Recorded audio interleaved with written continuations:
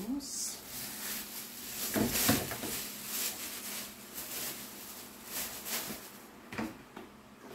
Dami. Siguro isang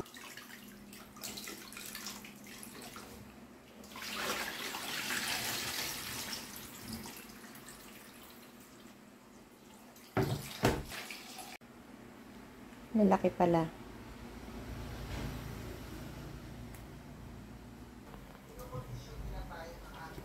Tagalan natin hindi nakaluto ng Spanish style, ano? Sarap kaya niyan.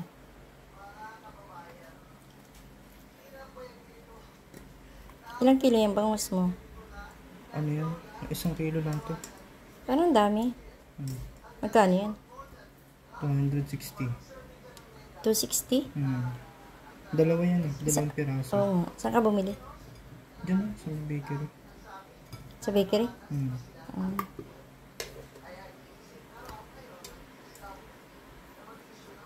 Namiss ko rin yung luto mong yan, anak.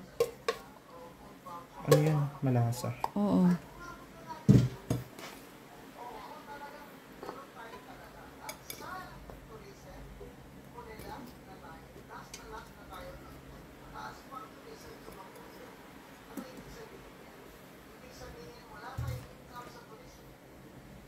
Na lahat mo yan? Kasama yung sabaw?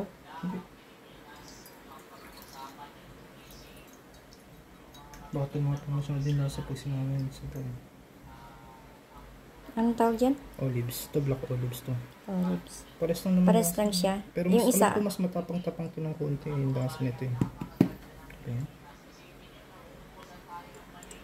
Ano yung tinidor?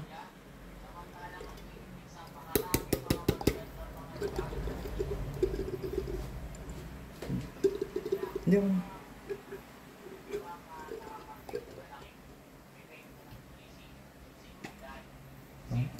Ano grapes pala. Ito, olives din to, green.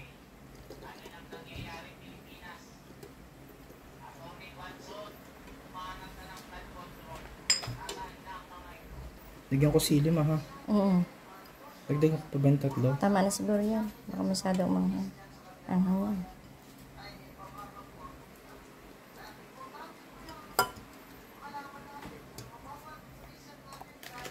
Nagugutom na tuloy ako na alaala ko yung pag inulam natin dahil ko nakakain kanin.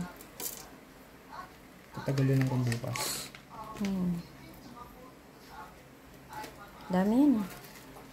Ano yung asin na yan? Takso. Hindi yan yung ano? Iodized? Hindi. Ba't hindi yung iodized ginamit mo?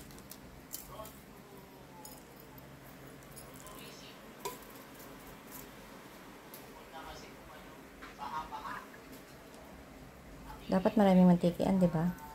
Nalagyan ko rin ng tubig yan. Ilang oras yan pakukuluan? 45 minutes. Uy, na lahat mo yan? Hindi. Wala na tayong gagamitin yan na lang mantika natin, di ba? 45 minutes, malambot na sana mga tinik nun, ano? Tama na. Sayang. Lagyan mo lang tubig.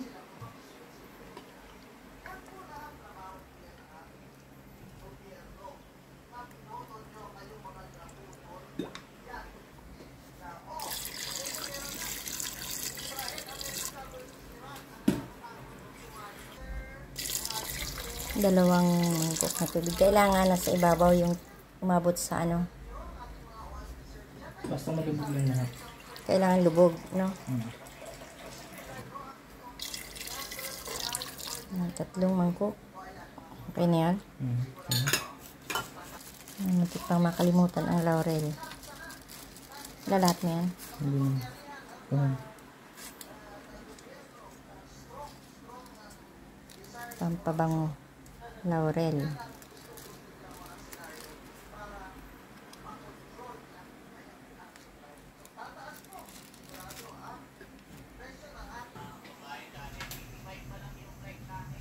Tatay na ang kay mamaya.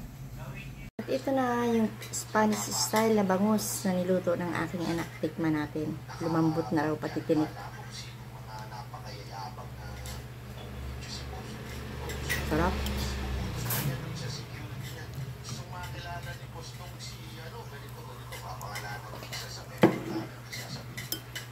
Siyempre, kailangan yan ay kanin. Pero sa lahat talaga ng luto ng bangus, ito talaga nagustuhan ko. Sarap. Spanish style bangus. Malambot ang tinik.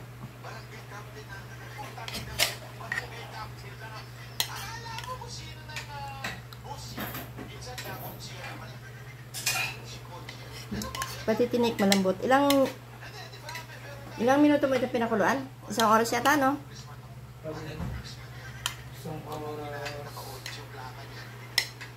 Wala namang walang tinik. Mahigit isang oras, no?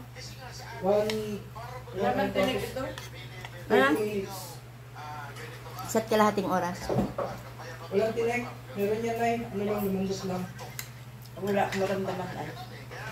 Kasi nga lumambot yan. Hindi mo na mararamdaman yung tinik dyan. Kahit makain ka na ano. Nay, kapain mo rin. Baka may tinik ka. Baka huwag kang katiwala. Ako nga, kumain ako yun. Yung mga yun. Matinik yung part na kinuha ko, pero wala. Para lang siyang sardines talaga. Pakuluan mo ba naman ng isa't kalahating Para sardines. oras sa pressure cooker? Talagang lalambot ang tinik. Ay, saan binili itong isa na ito? Mga sardinas ah. Oo nga, ang lambot nga. Niluto lang ito ni Michael. Ang lambot ng tinik na kain ko. Kaya lang yung aming kanin ay bahaw.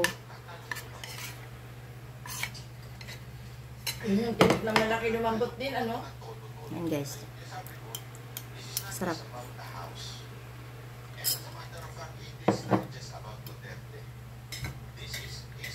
Ano, Nay? Tapos mo na? May tinik? Wala. Walang tinik? Wala nga. Ay, ano yung niluwa mo? Barat. Yung gulay na parang pilit na dahon. Walang tinik ha. Kasi ang lambot ng tinik na kain ng nanay lahat. Takot kasi akong pakainin niya ng bangus. Kasi nagtinik na siya dati na pinadoktor namin yan. Na ako eh. Ayan. Hindi talagang malambot ang tinik ng bangus.